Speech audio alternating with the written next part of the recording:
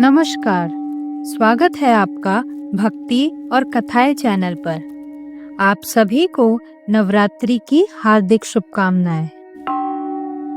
बहुत समय पहले एक गांव में सावित्री नाम की एक भक्त महिला रहती थी।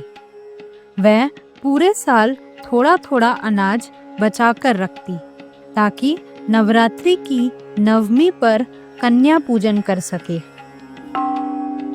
नवरात्रि की नवमी आई और घर में खुशी और उत्साह का माहौल छा गया। सावित्री अपने घर को फूलों और रंगोली से सजाने लगी और हलवा, पूड़ी और चने बनाने में व्यस्त हो गई। लेकिन उस साल गांव में अकाल पड़ा था। सावित्री को कोई कन्या पूजन के लिए नहीं मिल पा रही थी। थककर वह माँ दुर्गा के मूर्ति के सामने बैठ गई और हाथ जोड़कर रोने लगी और बोली, माँ, मैंने आपके लिए पूरे साल मेहनत करके प्रसाद बनाया, पर आज कोई कन्या नहीं आई। मेरी पूजा अधूरी रह जाएगी क्या?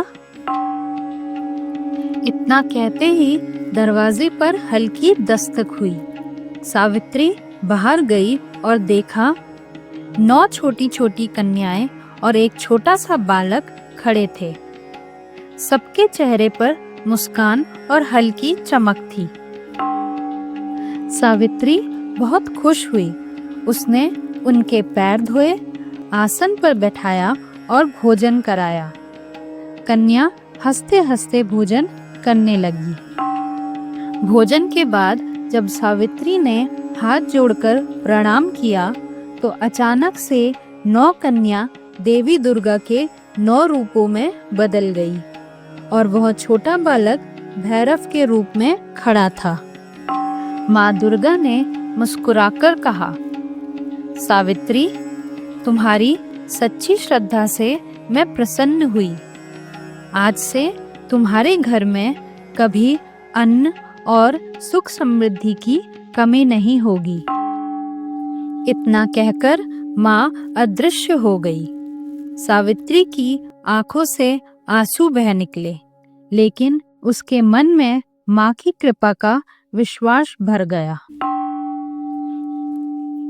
इस कथा से हमें यह सीख मिलती है कि कन्या पूजन सिर्फ परंपरा नहीं है, बल्कि यह माँ दुर्गा की सच्ची उपासना है।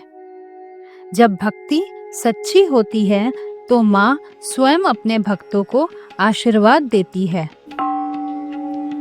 इस दिव्य कथा को सुनकर हमें माँ दुर्गा की कृपा और भक्ति का महत्व याद रहता है।